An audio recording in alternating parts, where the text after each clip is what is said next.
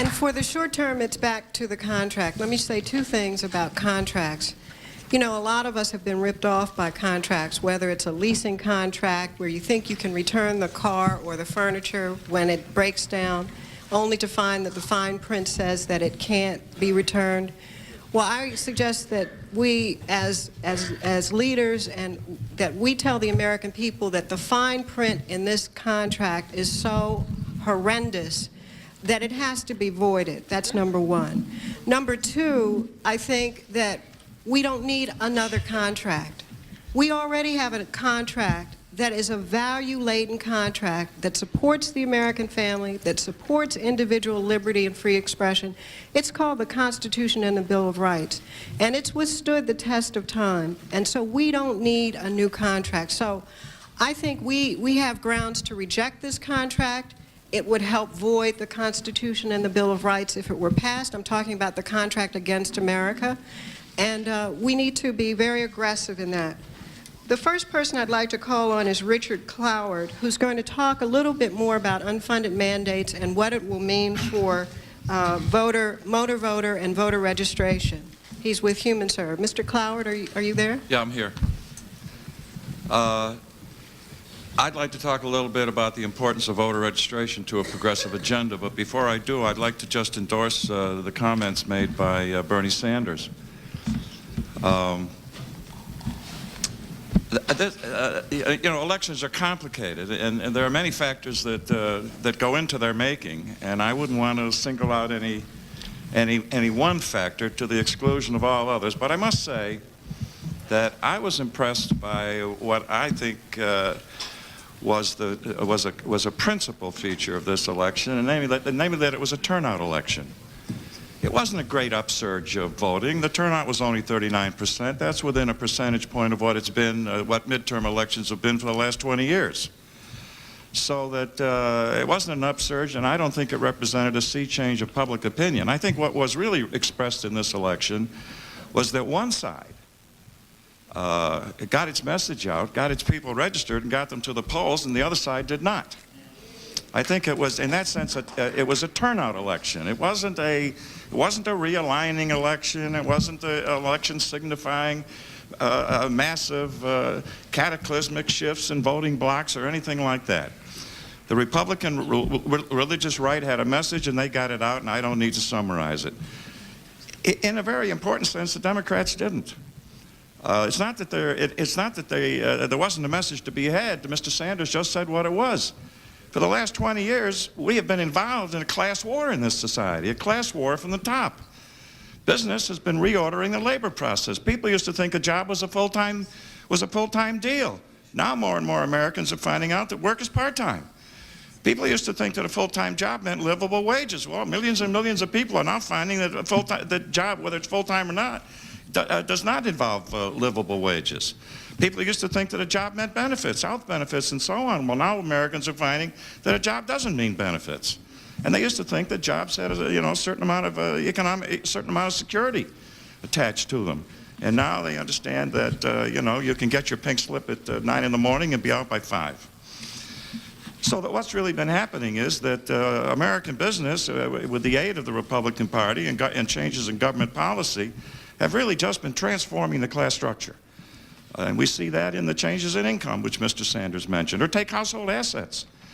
When Reagan came into office in 1980, the top 1% of households in this country owned about 30% of all assets. Now they own 40%. That's an incredible change. The concentration of wealth that has taken place in the last 15 years in this country takes us back to the period before the New Deal, before the rise of mass unions. I mean, we've lost 50 years of gains in terms of the economy in these last 15 years.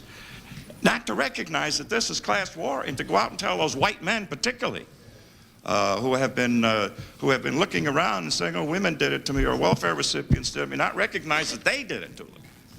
Not to help people understand that economic elites in this society have been ripping them off and using the excuse of international competitive. What is there about international competition that says the rich should get richer and the poor should get poorer? I mean, I don't understand that. What is it that makes us more competitive to deny people health care? I don't understand that. A lot of this rhetoric about globalization and so forth is really it's really a mask behind which the rich and the powerful in this society are just grabbing everything in sight. Now, it's also true, and this I think we really got to pay some attention to, and that is that the Republican Christian right has really gotten their people registered and gotten them out. They've used church networks, they're using talk radio, they're using televangelists, but they're getting their people registered and they're getting them out to vote.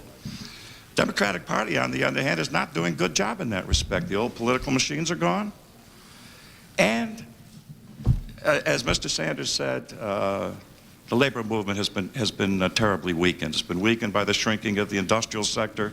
It's been weakened by the rise of an unorganized service sector, which poses a gargantuan job of organizing for labor. And of course, it has been weakened in the last 20 years by the revival of union busting and strike smashing. We haven't seen anything like this since the labor wars in the 1930s. So that the unions are not as strong now as they once were. They don't reach as many people. They don't mobilize the natural constituencies of the Democratic Party as effectively for understandable reasons. And we do need legislation to strengthen unions. There's no question about that. It's unimaginable that a society like ours should lack a viable union movement. I mean, what kind of a society will it be? Well, the result of all of this, of course, is that poor and minority people are more and more marginalized from the political process. Democratic Party is not mobilizing them, and the Republican Christian right is demonizing them. The National Voter Registration Act, which passed a year and a half ago, could remedy part of that. It could at least get everybody in the society registered for the first time in American history. NVRA, as you know, requires that people be registered to vote when they get driver's licenses or renew them. But even more importantly, when they apply for food stamps or welfare or Medicaid or the women, infants, and children's programs. At the present time, about 63% of the electorate is registered. 37% is not. 2 out of 3 of those who are not registered are in households below the household median. They are poor and minority people. The Republicans oppose that bill. Now, in the implementation process over the last year and a half, we've been having a terrible time with Republican governors. They don't want to implement the bill. Wilson in California, Illinois, South Carolina, one place after another, the Republicans are refusing to implement the bill. Why? Well, they understand. They understand something that apparently the Democratic Party does not understand as clearly, because it so far has not been really fighting hard on this issue of implementation. And that is that if you get people registered, they do tend to vote.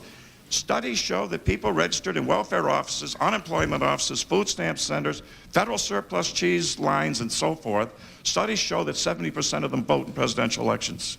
Now, that's not quite as high as the national average in presidential elections, which is in the low 80s. But still, 70% is a very high figure. 70% of low-income and minority people as a whole voted in the society. What happened on November 8th would not have happened. There's no question about that. Now we've got the situation of the Republicans bringing up this bill next week. It's in the Senate. It's S1. They're giving it high priority, which is the unfunded mandate bill. And that bill has already been discussed. It's evil on many different grounds, but the point I want to make is the Republicans are going to add an amendment suspending the implementation of the National Voter Registration Act on the grounds that it's an unfunded mandate. There's even talk that they may add an amendment repealing the act. So what all this comes down to is there is still an enormous fight to be made in American society to get the natural constituencies of a progressive movement fully enfranchised, fully registered, and for once in the life of this society, to have a society in which all people participate, not just the better off. Thank you very much.